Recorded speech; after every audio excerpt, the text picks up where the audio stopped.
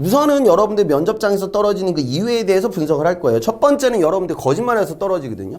이게 도대체 무슨 말인지 제가 직접 면접 질문들을 띄워놓고 점검하는 시간을 가질 거예요. 그래서 그 내용을 듣다 보면 여러분들 중에 지난 시즌에 내가 저래서 탈락했나 보다 라는 느낌을 받게 될 거예요. 그 다음에 이제 본격적인 이 강서부터는 제가 기업의 인재상에 대해서 잡아드릴 거예요.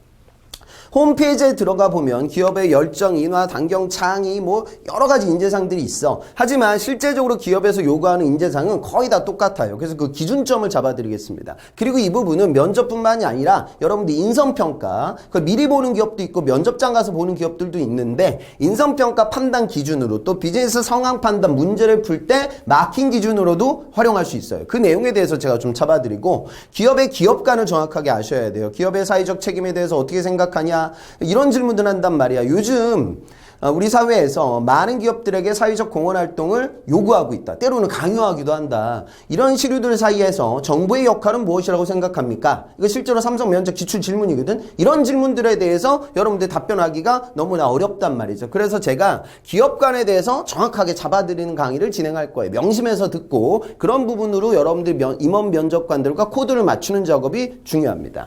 그 강의 끝난 다음에 여기까지는 좀 전체적인 전략을 말씀드렸으면 세부적인 전략 전술로 들어와서 제가 강의를 끌어갈 거예요. 자, 첫 번째 1분 자기소개. 제일 중요하죠?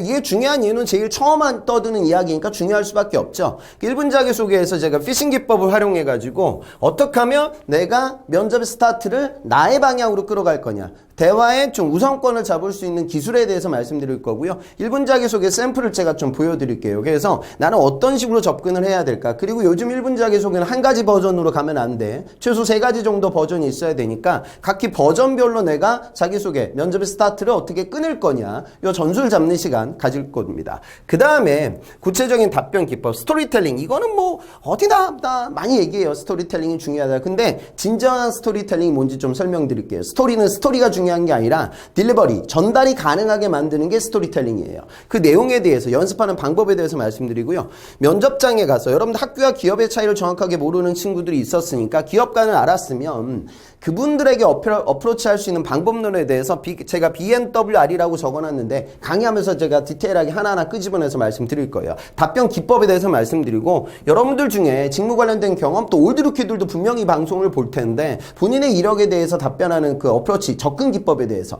면접을 요즘은 수동적으로 접근하면 안 돼. 능동적으로 지금 접근해야 돼. 도전 물어보면 무슨 얘기하고 창의 물어보면 무슨 얘기하고 열정 물어보면 무슨 얘기하고 실패 물어보면 무슨 얘기하고 이런 게 아니라고요. 그러니까 어차피 면접장에서 떠들어야 될 여러분들의 컨텐츠는 정해져 있어. 정해져 있는 컨텐츠를 각기 질문별로 어떻게 치환시켜서 접근할 거냐. 그 접근 기법에 대해서 말씀드리도록 할 거예요. 그 다음에 여러분들 면접장 가서 뭐라고 한마디를 하면 면접관이 그냥 거기서 끝나지 않아요. 여러분들의 리얼리티를 확인하기 위해서 아니면은 상황을 계속 압박해가지고 여러분들이 긴장하게 만들거든. 그런 꼬리물기 질문. 그 다음에 도대체 무슨 말도 안 되는 상황을 주고 뭐 어떻게 접근하라는 거야.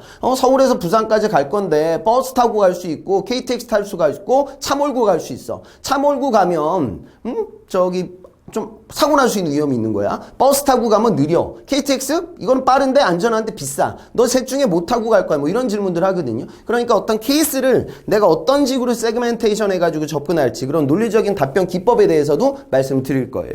그 다음에 이제 면접장에선 또 한 가지 이런 요소들과는 또 별도로 당연히 목소리, 표정, 태도가 안 중요할 수 없어. 면접장에 입고 가는 옷도 무시할 수 없어. 그래서 비언어적인 부분에 대해서 여러분들 목소리, 표정, 태도, 옷차림 이런 부분들을 어떻게 가져가야 되는지 그런 디테일한 부분들도 제가 잡아드릴 거예요.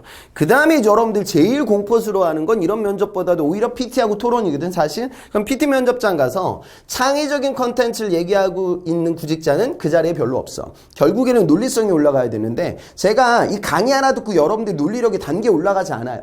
최대한 그럴듯하게 최대한 논리적으로 높일 수 있는 툴이 필요해. 제가 그래서 분석 기법들을 여러분들한테 말씀드릴 거예요. 그러니까 마케팅이나 기획이나 품질 뭐 이런 데서 쓰는 그 기술들을 활용해가지고 문과, 이과들을 다양하게 활용할 수 있는 분석 툴을 말씀드리고 실제로 PT 면접 기출문제를 제가 한번 풀어볼 거예요. 그 툴을 적용시켜서. 그래서 어떻게 하면 내가 면접장에 가서 지금 삼성 같은 데는 백보드를 두고 현차도 백보드를 주고 뭐 LG 몇몇 계열사는 노트북을 주고 CJ는 전지를 주는데 그런 것들을 어떻게 효과적으로 활용할 수 있을까라는 방법에 대해서 말씀드리겠습니다. 그 다음에 토론 면접에서는 결국 회의실의 멤버로서 이 친구가 정당하냐 이걸 보는 게 토론 면접인데 그런 정당성을 효과적으로 보여줄 수 있는 답변 기법과 쿠션 기법에 대해서 말씀드릴 거예요. 그걸 좀 익히도록 하고요. 그 다음에 이제 여러분들 실제로 면접장에 가서 받을 수 있는 요즘 우리 사회의 메가 이슈들 찬반이 갈리는 소재들을 정리하는 시간을 갖도록 하겠습니다.